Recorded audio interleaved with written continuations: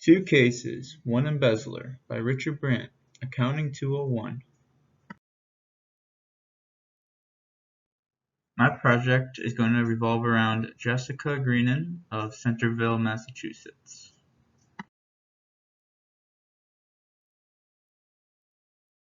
The who, what, when, where, why, and how. Jessica Greenan is currently serving time right now for embezzling more than $1.5 million from two separate companies that she had previously worked for. Starting in October of 2014, she had embezzled $1.1 million plus from a company in Massachusetts called Powderhorn Outfitters. While she was working there, she was in charge of bookkeeping and payroll services. During that time, there were 536 occasions where she had wired funds from bank accounts for the company to her own personal credit card for their bills. She also had doctored bank statements and internal records from within the company to make it appear as though they were legitimate expenses.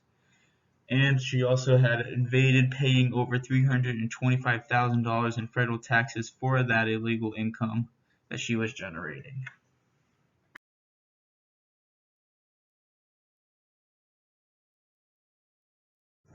Continuing on, after being fired, she began employment again as a bookkeeper in August 2018 for a construction company. At the new job, she once again wired payments from a company bank to her own personal credit cards, this time for almost $300,000. Additionally, she's more than $5,300 in unauthorized charges to a company credit card and converted more than $11,000 in company funds to pay down her own personal auto loans. Once she had been terminated once again, she actually forged the company owner's signature in order to transfer more company funds, and she even obtained more than $6,300 in unauthorized payroll after she had already been terminated. This past November, she was sentenced to 70 months in prison after pleading guilty to 12 counts of wire fraud, 7 counts of filing false federal tax returns, and 2 counts of aggravated identity theft. Additionally, she has to pay a restitution of over $1.5 million to the fraud victims, over $400,000 to the IRS, and has to forfeit 2 of her automobiles that she purchased.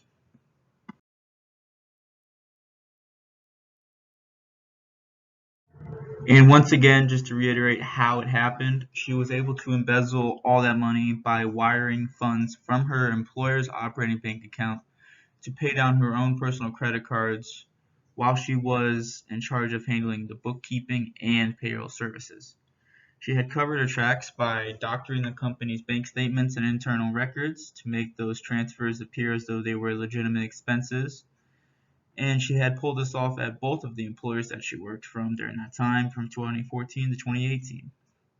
And after she stopped working for that second employer, she forged the company owner's signature again to continue transferring more money, and she even received over $6,000 in unauthorized payroll after she had been terminated.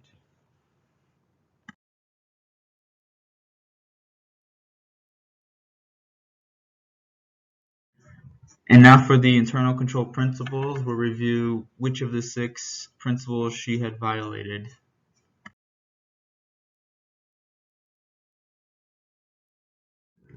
And first here is segregation of duties. Physical custody of assets and record-keeping responsibilities should be separately assigned to different individuals here.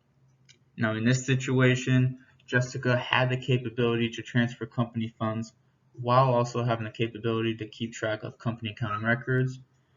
Her employers, though, regardless of size of a business, should not have allowed her the ability to make transactions with available assets while also having control of recording accounting transactions. And then in a situation in which a company is forced to do so, that employee should be monitored extensively. But without another worker controlling either the assets or records, Jessica's capabilities allowed her to make the transactions herself while also making the doctored transaction history on the books with nobody to stop her. And this obviously represented a big opportunity for her.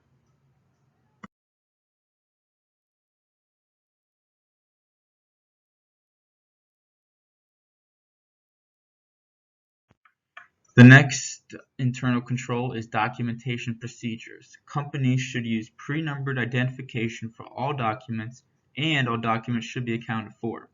For cash disbursement control specifically, checks must have an approved invoice to show what they are being used for.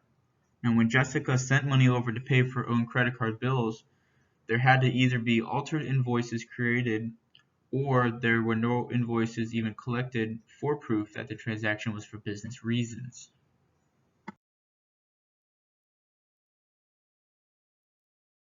What her employers could have done, they could have set up a voucher system with a network of approvals by authorized individuals. That would have ensured disbursement by check are proper and for business reasons only. In such a scenario, there would have been multiple people that had to approve the disbursement before it took place. Now, her second employer at the construction company appeared to have one in place because she had to forge her owner's signature. But nevertheless, if there's a purchasing department within that second employer, then the request should have been reviewed by them and then canceled. Another control could have been even a petty cash fund, where she only would have had access to a smaller fund rather than larger accounts where she was able to embezzle thousands and thousands of dollars from.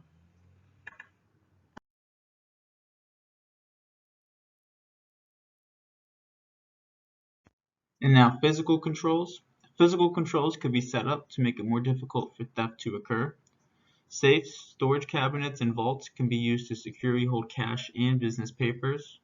Now, Jessica must have had easy access to business papers, which allowed her to doctor bank statements and other internal records without being caught.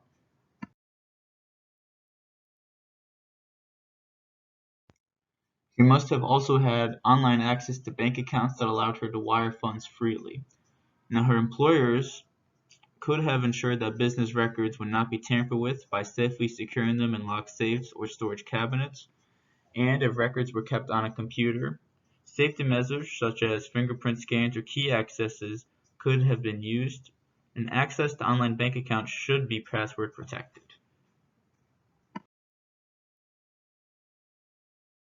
Next is independent internal verification.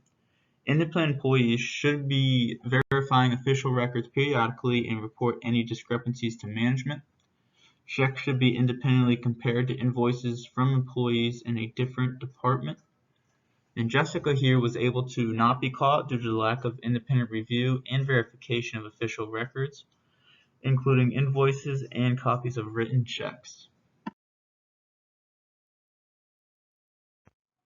Continuing on, employees at her company who aren't within her department should be responsible for verifying the bank statements and invoices to spot embezzlement situations much more sooner.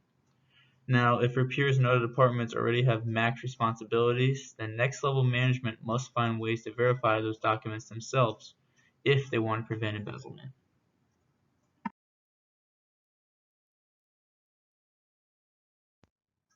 Lastly is human resource controls. These include bonding employees who handle cash, rotating duties, requiring vacations, and conducting background checks prior to employment. At her first company, Jessica must not have taken much time off work because she was able to embezzle large amounts of money over an extended period without being caught. At her second employer, she must not have gone through a thorough background check if they had hired her even though she had already been fired from a company very recently who gave her similar responsibilities.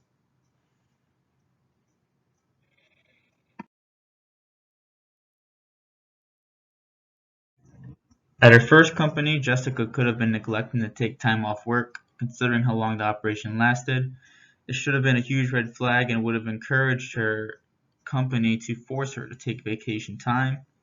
And with both of her employers, they could have rotated her duties if the size of their accounting department allowed for it. And then with her second employer, the hiring department should have done a better job of looking deeper into her previous work experience by communicating with the first employer who had fired her from a very similar position. It should have been enough of a warning sign not to hire her. A simple phone call could have only taken 5 minutes out of their day.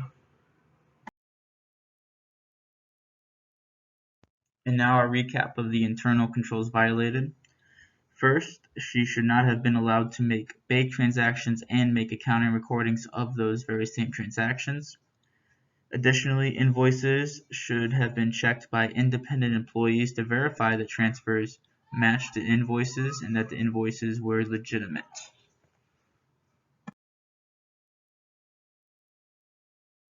Safety measures should have also been put in place to make it more difficult for her to freely wire the funds to her own personal accounts, and the documents should have been better secured so that she could not doctor them as easily and frequently as she did. Additionally, communicating with her previous employee would have been a huge red flag for her second employer prior to hiring her.